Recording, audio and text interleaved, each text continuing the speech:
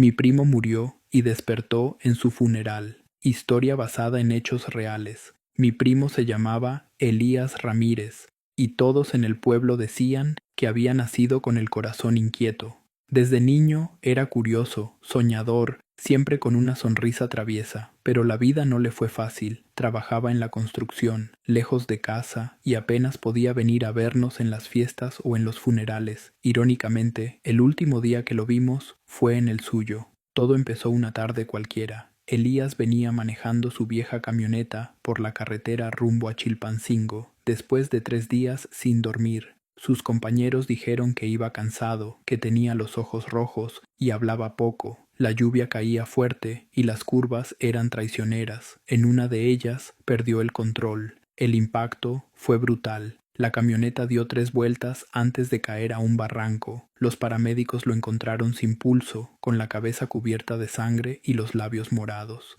El acta médica fue clara: paro cardiorrespiratorio. Lo declararon muerto a las 7:43 de la noche. Su cuerpo fue trasladado al pueblo esa misma noche. Nadie podía creerlo. Era joven, fuerte, apenas 29 años. Mi tía, su madre, se desmayó al verlo en la funeraria. Todos lloraban. Yo solo podía mirar ese rostro pálido dentro del ataúd y pensar que, de alguna manera, él no se había ido del todo. El velorio fue en la casa de mi abuela. El aire olía a flores frescas y cera derretida. Había rezos, murmullos, gente que entraba y salía sin dejar de llorar. El cuerpo de Elías yacía dentro del ataúd, vestido con su camisa blanca favorita. Parecía dormido, tan dormido que varios dijeron que aún tenía color en las mejillas. A las 2 de la madrugada, el sacerdote terminó el rosario. La mayoría de la gente se fue a descansar, dejando solo a unos pocos familiares velando. Yo me quedé sentado frente al féretro, con la mirada fija en su rostro, y fue entonces cuando lo noté. Su pecho se movió, apenas 1 milímetro, como un leve suspiro. Pensé que estaba alucinando, que era el cansancio o la luz de las velas,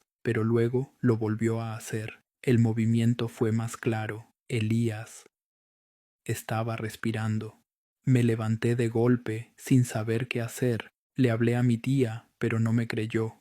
Estás viendo cosas, me dijo entre lágrimas, pero insistí, y cuando todos miramos, su mano derecha se movió un poco, como si intentara abrirse. El grito de mi tía rompió el silencio del velorio. El caos fue total. Quitaron las flores, abrieron el ataúd y lo sacaron entre todos. El cuerpo estaba tibio, tibio y respirando. Llamaron a los médicos y cuando llegaron no podían creerlo. Tenía pulso débil pero estable. Había estado más de 6 horas muerto. El doctor solo dijo una frase que a mí se me quedó grabada para siempre. Esto no tiene explicación. Si no lo vi con mis propios ojos, no lo creería. Elías despertó completamente 3 días después, en el hospital.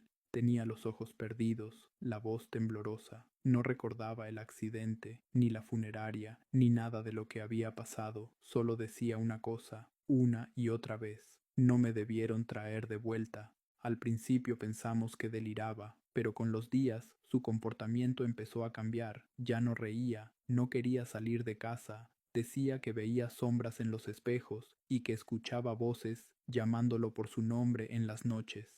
Una madrugada lo encontré despierto, sentado frente al espejo, hablándole a su propio reflejo. ¿Con quién hablas?, le pregunté. Me miró con los ojos vidriosos y contestó: con el que se quedó allá abajo. A partir de ese día, las cosas se pusieron peores. Las luces parpadeaban cuando él entraba a una habitación. Los perros del barrio aullaban frente a su ventana todas las noches, y el olor, un olor a tierra húmeda y flores marchitas, empezó a invadir su cuarto. Mi tía fue a buscar ayuda con un sacerdote. Le dijeron que podía tratarse de un caso de catalepsia, que su corazón se había detenido temporalmente y por eso lo creyeron muerto. Pero otro hombre, un curandero del pueblo, dijo algo distinto. El alma de ese muchacho se quedó atrapada entre dos mundos. Lo trajeron cuando ya no debía volver y empezó a realizar oraciones en su casa, quemando copal y colocando sal en las puertas. Durante días todo pareció calmarse, hasta que llegó el 2 de noviembre, Día de Muertos.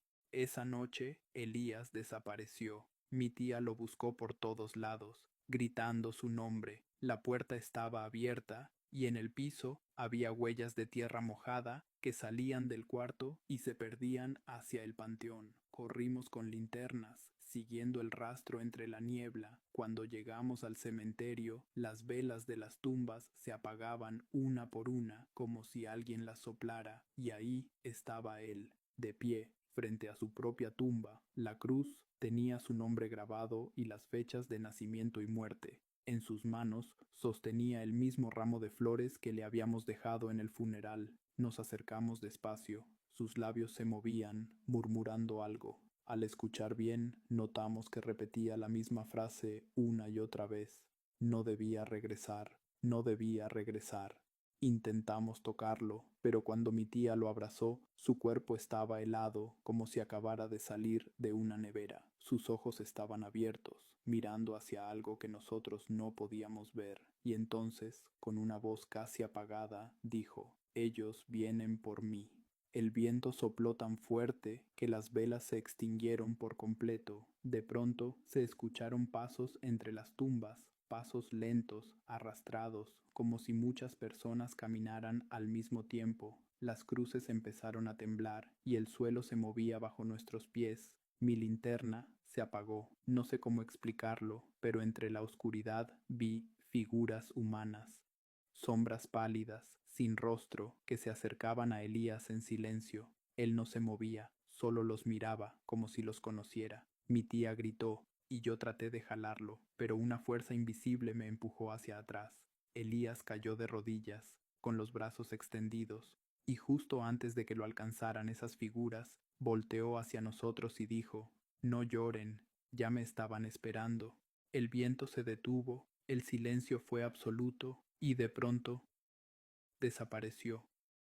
Buscamos toda la noche. La policía, los vecinos, todos revisaron el panteón y los alrededores, pero no había rastro de él, solo quedaron las huellas que se perdían entre las tumbas. Al día siguiente, al amanecer, encontramos su cuerpo dentro de su ataúd otra vez, en la misma posición en la que lo habíamos velado días antes. El médico confirmó que esta vez sí estaba muerto, pero cuando abrieron el ataúd para despedirlo, encontraron algo que nadie pudo explicar. En sus manos sostenía una flor negra, una flor que olía a tierra húmeda y cempasúchil podrido. Desde entonces, mi tía nunca volvió a dormir en esa casa. Dicen que a veces, en la madrugada, se escuchan pasos en el pasillo y la voz de Elías diciendo: «Ya me estaban esperando». Y cuando llega noviembre, el olor a flores marchitas vuelve a sentirse en todo el pueblo. Los perros ladran mirando al cementerio y algunos aseguran ver una sombra que se sienta frente a su tumba, con la cabeza baja, una sombra que respira. Yo aún no sé qué fue lo que pasó realmente, si fue un error médico, una maldición o un llamado del otro lado, pero desde aquella noche no puedo mirar un ataúd sin pensar en él, en su voz, en sus ojos abiertos dentro del sueño eterno, porque hay historias que te dejan marcado para siempre, y la de mi primo Elías es una de esas que te hacen entender que no todos los que regresan vuelven realmente vivos.